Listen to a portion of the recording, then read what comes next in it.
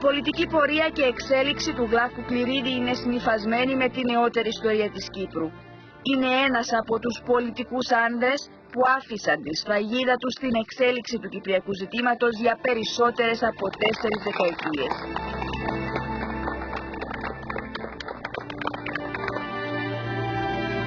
Γεννηθής στις 24 Απριλίου του 1919 με καταγωγή από τον Αγρό, ο Γλάφκος Κληρίδης αρχίζει τη φοιτησή του στο Ελένιο Σχολείο και συνεχίζει στο Παγκύπριο Γυμνάσιο. Το 1936 μεταβαίνει στην Αγγλία για ανώτερες σπουδές. Εκεί τον βρίσκει η έναρξη του Δευτέρου Παγκοσμίου Πολέμου.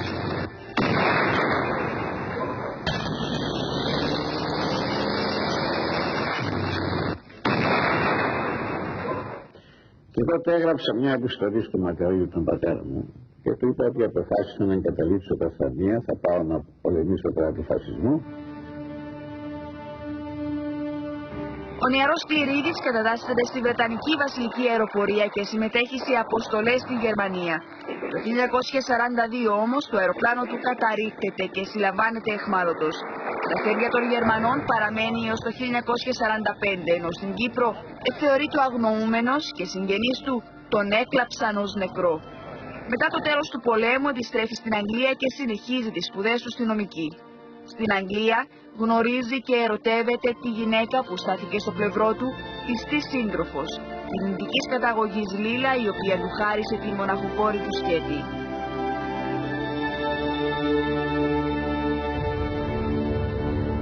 Ο Γλάφκος Κληρίδης επιστρέφει στην Κύπρο το 1951 και αρχίζει να ασκεί το επάγγελμα του δικηγόρου. Μετά την έναρξη του απελευθερωτικού αγώνα της ΕΟΚΑ, υπερασπίζεται στο δικαστήριο αγωνιστές. Με το ψευδόνυμο Υπερίδης είναι υπεύθυνος για την οργάνωση της πολιτικής άμυνας στη Λευκοσία. Ο απελευθερωτικός αγώνας τελειώνει και ο Κληρίδης είναι μέλος της Κυπριακής Αντιπροσωπείας, η οποία με επικεφαλή στον Αρχιεπίσκοπο Μακάριο συμμετέχει στη διάσκεψη του Λονδίνου το 1959. Με την υπογραφή των συμφωνιών Ζηρίχης Λονδίνου γεννιέται η Κυπριακή Δημοκρατία και σχηματίζεται η πρώτη μεταβατική κυβέρνηση. Ο Γλάφκος Κληρίδης διορίζεται υπουργός δικαιοσύνης, ενώ παράλληλα είναι ο επικεφαλής της Ελληνοκυπριακής Αντιπροσωπείας στη Μεικτή Συνταγματική Επιτροπή, η οποία ανέλαβε τη σύνταξη και τελική διατύπωση του Συντάγματος της Κυπριακής Δημοκρατίας.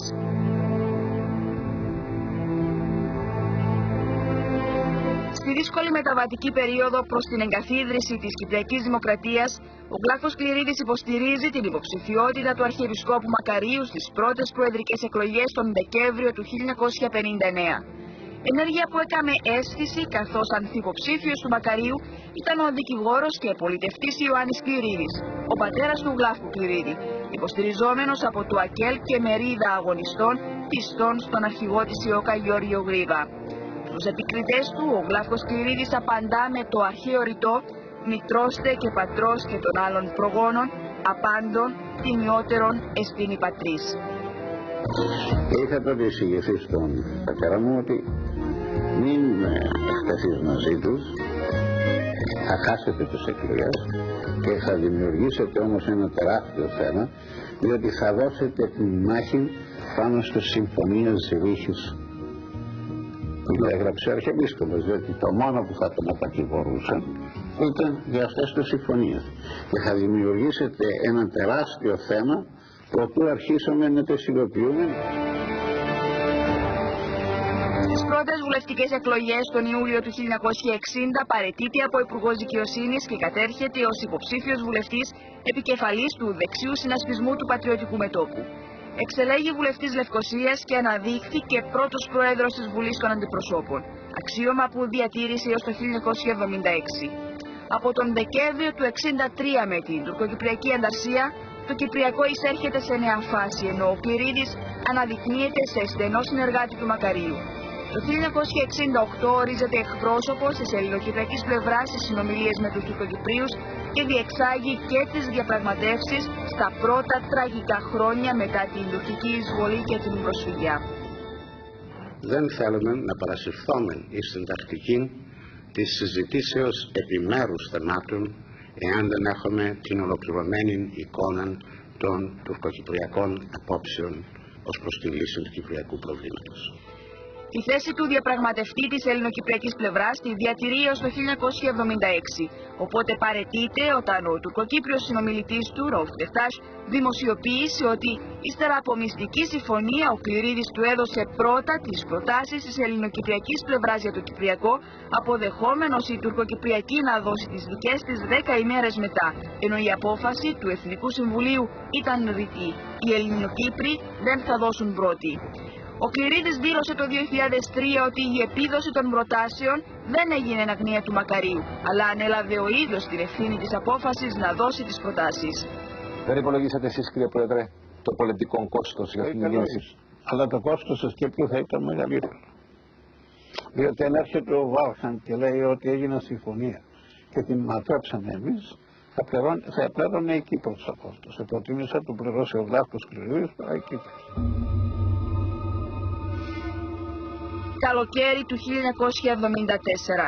Το νήμα της τραγωδίας της Κύπρου ξετυλίγεται, πρώτα με το πραξικόπημα και κατόπιν με την τουρκική εισβολή. Η προσπάθεια δολοφονίας του Μακαρίου αποτυχάνει και ο Αρχιεπίσκοπος και πρόεδρος της Κυπριακής Δημοκρατίας καταφεύγει στο εξωτερικό. Ως πρόεδρος της Βουλής, ο Γλάφκος Κληρίδης αναλαμβάνει προσωρινά καθήκοντα Προέδρου της Δημοκρατίας εν μέσω των πιο τραγικών στιγμών του κυπριακού ελληνισμού στη σύγχρονη ιστορία του.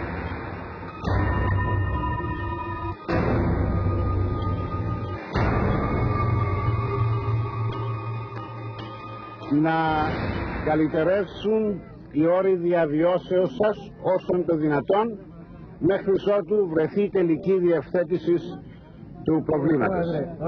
Για την περίοδο των 5 μηνών που αντικαθιστούσε τον Μακάριο, ο Κληρίδης δέχεται πειρά των πολιτικών του αντιπάλων.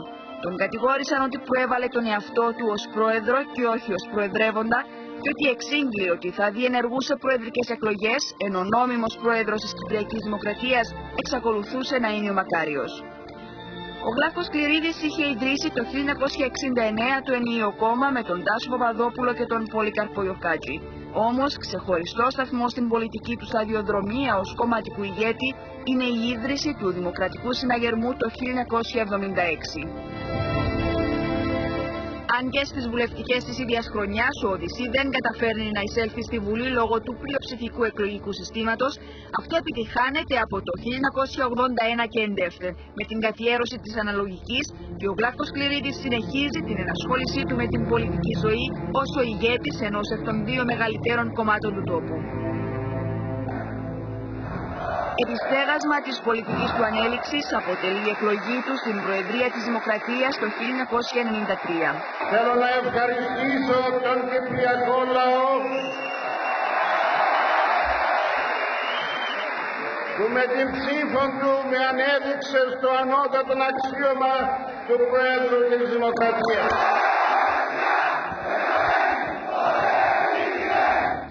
Ο γυραιός ηγέτης της δεξιάς επανεκλέγεται το 1998.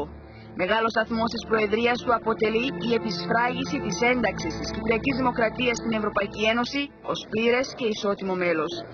Κομβικό σημείο απετέλεσε η Σύνοδος Κορυφής της Κοπενχάγης το 2002, όταν επικυρώθηκαν τα συμπεράσματα του Ευρωπαϊκού Συμβουλίου, οριστικοποιώντας την ένταξη της Κύπρου χωρίς την προϋπόθεση λύσης του Κυπριακού. Η χαρά μας για την ιστορική αυτή εξέλιξη θα ήταν πλήρης, εάν το κυπριακό πρόβλημα είχε λυθεί. Λυπούμε βαθύτατα γιατί δεν έγινε κατορθωτή η επίτευξη συνολικής λύσεως του κυπριακού προβλήματος. Την περίοδο της επανεκλογής του το 1998 κυριαρχεί στην επικαιρότητα το ζήτημα των ρωσικών πυράβλων S-300. Πρώτων εκλογών ελήφθη η απόφαση από την κυβέρνηση Κληρίδη για την αγορά τους, ωστόσο οι πύραυλοι δεν ήρθαν ποτέ στην Κύπρο. Οι πολιτικοί αντίπαλοι του Κληρίδη τον κατηγορούν ότι χρησιμοποίησε τους πυράβλους ως προεκλογικό τέχνασμα. Ο ίδιος τον Μάιο του 2007 δηλώνει ότι η απόφαση να μεταφερθούν οι S-300 στην Κρήτη ελήφθη από την ελληνική κυβέρνηση συνεπία των πιέσεων και των απειλών ακόμη και για ελληνοτουρκικό πόλεμο. Είπα ότι θα αναλάβω εγώ την ευθύνη, γιατί δεν ήρθα στην Κύπρο.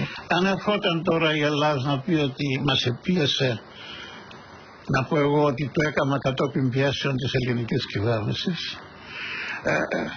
θα γεννούσε αμφιβολίες στην γενική κοινή γνώμη κατά πόσον η Ελλάδα εννοούσε αυτά τα οποία τους έλεγα εγώ, ότι μην ανησυχείτε, η Ελλάδα είναι δίπλα μας. Στα 10 χρόνια της προεδρίας του, ο Γλαύκος Σκληρίδης διεξάγει τις διαπραγματεύσεις για το Κυπριακό με την τουρκοκυπριακή πλευρά και υπό την αιγίδα των Ηνωμένων Εθνών.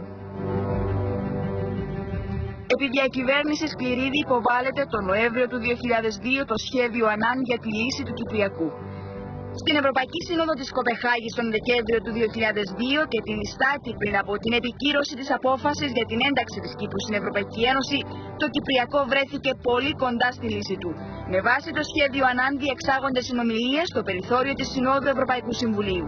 Η αρνητική στάση της τουρκικής πλευράς όμως οδηγεί τις συνομιλίες σε ναυάγιο και στην απόφαση για ένταξη της Κύπρου με άλυτο το Κυπριακό.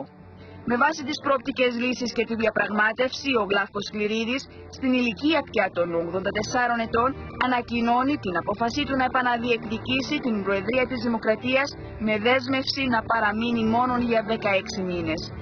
Στις προεδρικές εκλογές του 2003 χάνει όμως τον πρώτο γύρο την εκλογική μάχη από τον Τάσο Παπαδόπουλο. Η ήττα στις προεδρικές εκλογές του 2003 δεν σήμανε ωστόσο την οριστική αποχώρηση του γυρεού ηγέτη της δεξιάς από την πολιτική ζωή. Ήταν παρόν μαζί με τον πρόεδρο Παπαδόπουλο και την πολιτική ηγεσία στην ιστορική τελική φάση του Κούκενστοφ της Ελβετίας, όπου έγινε η επιδιαιτησία των Ηνωμένων Εθνών και παρουσιάστηκε το τελικό σχέδιο Ανάν, το οποίο ετέθη ενώπιον του λαού προς έγκριση ή απόρριψη στις 24 Απριλίου του 2004. Ο Γλαύκος Σκληρίδης τάχθηκε υπέρ της αποδοχής του σχεδίου, το οποίο όμως απέρριψε το 76% των Ελληνοκυπρίων. Ο Γλαύκος Σκληρίδης, άνθρωπος με πηγαίο χιούμορ, βετεράνος πολιτικός και παλέμαχος αεροπόρος, δραπέτευε πάντοτε προς η θάλασσα, τη μεγάλη του αγάπη, περνώντας κοντά της τις προσωπικές του στιγμές, έχοντας πλάι του πάντα τους αγαπημένους του ανθρώπους και αγναντεύοντας το απέραντο γαλάζιο, τον δικό του παράδεισο.